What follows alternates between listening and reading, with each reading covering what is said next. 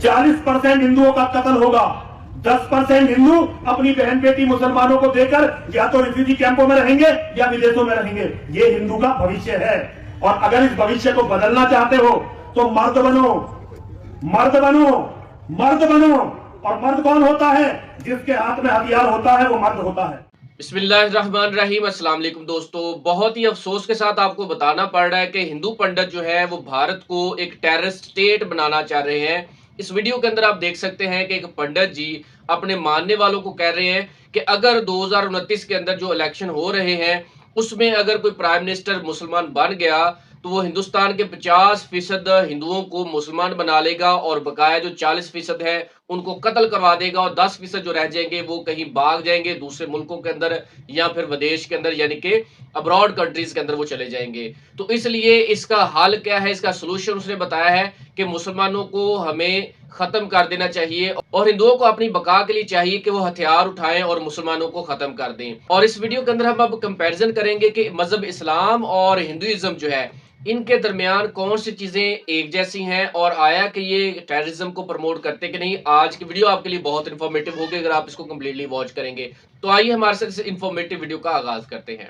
उधर एक एक मुसलमान ने कसम खाई कि जिस दिन इस देश का निजाम हमारे हाथ में होगा हम इस मंदिर को तोड़ेंगे और दोबारा से मस्जिद बनाएंगे। केवल 2029 में भारत का प्रधानमंत्री मुसलमान होगा, बहुत लाइव हो गई।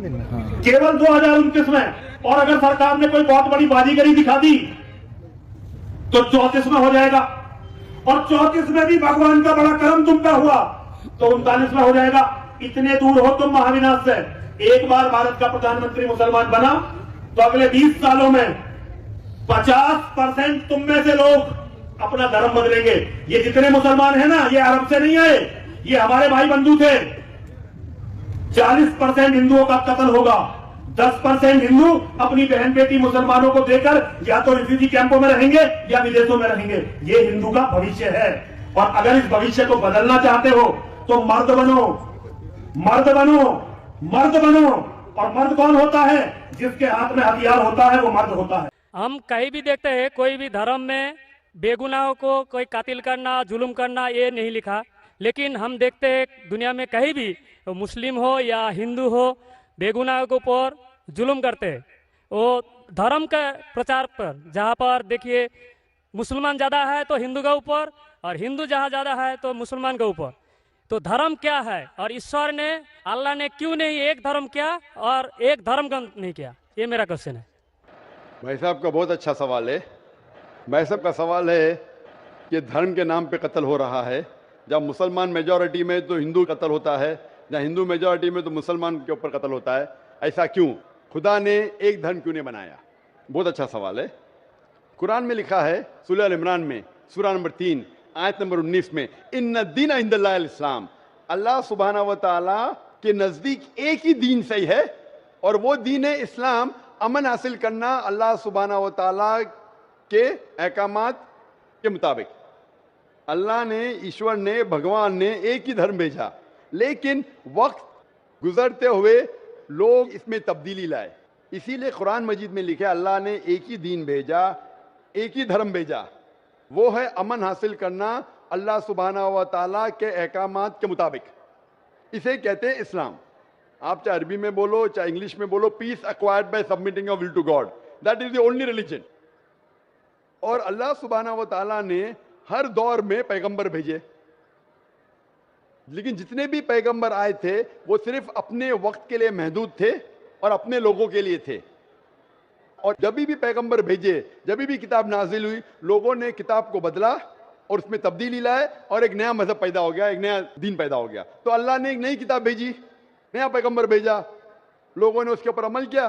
फिर चंद साल के बाद, 10 साल, 20 साल, 50 साल, 100 साल के बाद उसमें तब्दीली आए, लोग ने अपने फायदे के लिए उसे बदला और एक नया मजहब पैदा हो गया, एक नया धर्म पैदा हो गया। इस तरीके से अल्लाह ने कई किताबें नाजिल की और हमारे रसूल फरमाते हैं मोहम्मद सल्लल्लाहु अलैहि वसल्लम, अल्लाह ने 1,24,000 पैगंबर इस दुनिया में भेजे।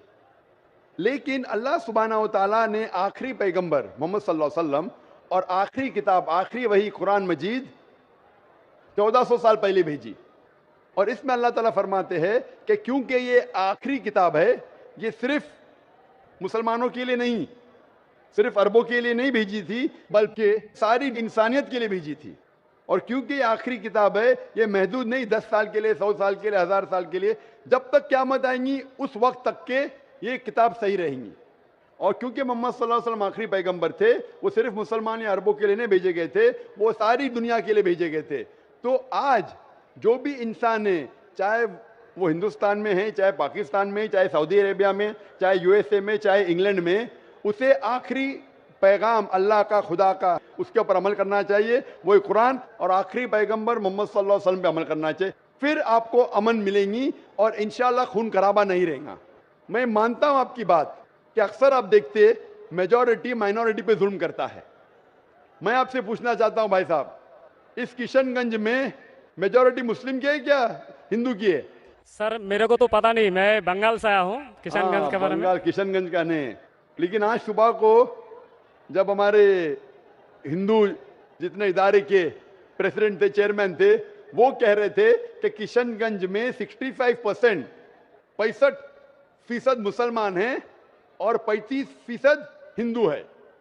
उसके बावजूद इस किशनगंज ये मिसाल है हिंदुस्तान में कि कभी भी हिंदू मुस्लिम का राइट नहीं हुआ। धर्म के नाम पे किसी मुसलमान ने कोई हिंदू को ना कत्ल किया, ना हिंदू ने मुसलमान को कत्ल किया। एक पॉलिटिशियन एमएलए साहब कह रहे थे खाली वोटिंग के टाइम पे कभी कभी होता है हिंदू मुस्लिम के अंदर किसको वोट देना, उसको छोड़ के कभी भी यहां दंगे फसाद नहीं हुए। तो ये मिसाल है कि मेजॉरिटी में होने के बावजूद आप देखते कितना अमन है। और आप खुशनसीब है क्या मीडिया ये अमन को खराब नहीं कर रही।